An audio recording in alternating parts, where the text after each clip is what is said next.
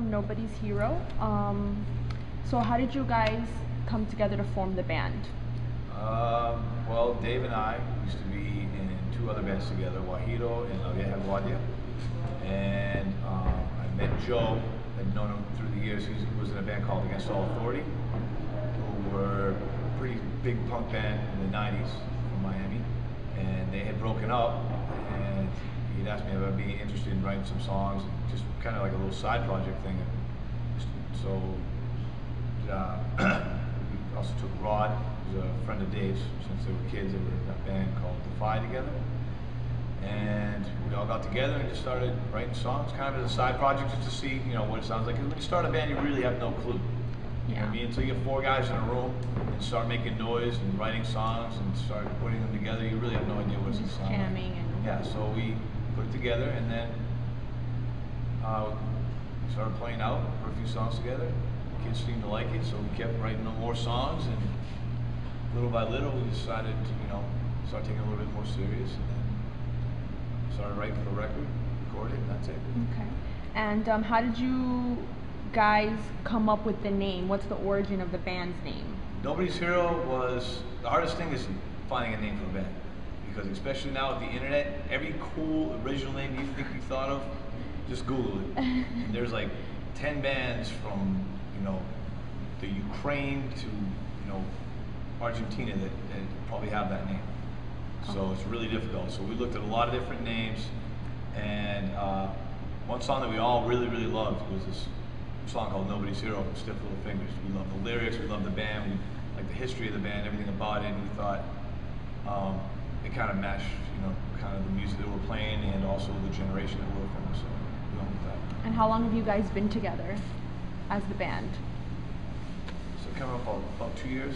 About 2 years. We started kind of slow, like I said, sort of a side project, and then it was really the local kids that kind of made us take it more seriously.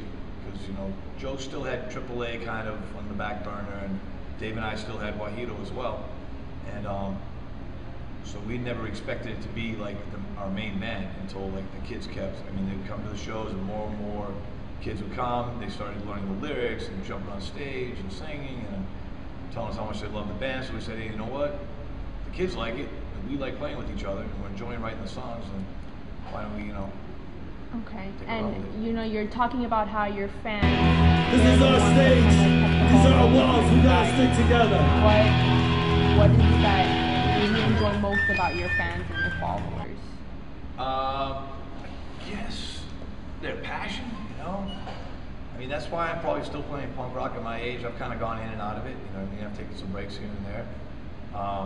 Because sometimes I get a little too emotional, especially back in the 80s and the early 90s. There was like a lot of insanity going on at shows. There was a lot of gangs and violence and drugs and just general mayhem and insanity. And you can burn out on that, especially if you're in an active band like I was, where I was touring all the time and gone for months on end, just in that environment every night. Like you kind of fly out on it.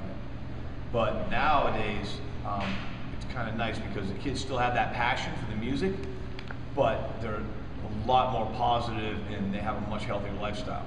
Okay. So they still chase each other around in circles and jump off the stage on top of each other's heads, and grab the mic and sing the wrong lyrics way out of tune. But But that energy is there, and and it's in a nice positive form now. So I really like it. I mean, it's a little weird because most of them are probably the same age if I had kids. They could be your But you know kids. what? If it doesn't bother them, I'm not going to complain either. I noticed that you said that the beginning of the band was kind of more like you guys just got together, you guys shared the same passion, you just had a jam session, just got together, you enjoyed doing all the same thing. So you didn't really have any expectations at the beginning, but now since you guys have clearly gotten bigger, what are your expectations now for the band? Well, realistically, I mean, from the get-go, we kind of all had similar expectations because we've all been doing this for so long, and we've seen the progression. I mean, we've seen punk rock from when it was basically almost banned in most cities because of the complete, clubs getting riots and people getting shot in the parking lot, whatever, random stuff was going on. So, like, we started off in that, and then we watched it progress up through the 90s when all of a sudden, Green Day, Offspring, and Rancid were getting played on the radio, the Warped Tour started.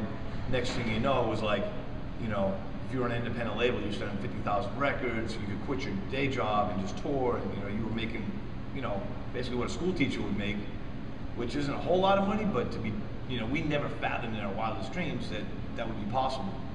But then we've also watched since, you know, I'd say around 2000, with internet downloading and you know, a lot of the, you know, just basically, you know, lack of passion from a lot of kids nowadays as far as music. You know, it's really difficult to kind of get a lot of momentum for a band. You know, I mean, most independent labels have folded, gone out of business, and even some of the bigger major labels, you know what I mean, have downscaled.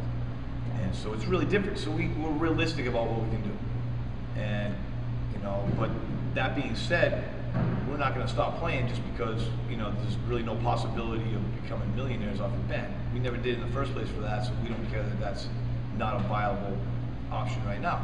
So basically, we pretty much have the same goals that we've had since we were teenagers. Is basically play shows, you know, play with our friends' bands, you know, go to cool countries that we've never been to before and play for those people over there, and you know, see new places, meet new people, and just, you know, that's the real money in music to me. You know what I mean? Because yeah, okay, if you get paid, that's nice, but you know what I mean. I have a job. You know what I mean? I don't really need that. But the experience of, like, you know, like we just got back from Puerto Rico, and yeah, the shows weren't huge and they weren't, you know, like packed or whatever, but you know, we had a great time with each other there. You know what I mean? I surfed all day. We ate great food. The kids at the show were real cool. We hung out with them. They took us around Old San Juan and showed us, like, you know, a lot of the architecture, and you know, those memories are what, when you look back at your life, that's what's really your treasures, you know? Yeah. What's your role in particular in the band? My role is to play drums and keep 2 sticks in my hand at all times. Okay. And maintain a level of sobriety that I don't get gassed out midway through the set. Okay. And you know, I mean, obviously that's, yeah. But you know, also, you know, we don't really have a real manager or a label. Yeah, we're on a label, and you know, but they basically just print up our CDs and we buy them from them and sell them at our shows. So we have to do everything ourselves. So each person in the band is their, you know, songwriter, musician, but also booking agent, manager, t-shirt screener, in Dave's case, you know, CD printer upper. Pretty much we have to do everything ourselves. This is our stage. These are our walls. We gotta stick together.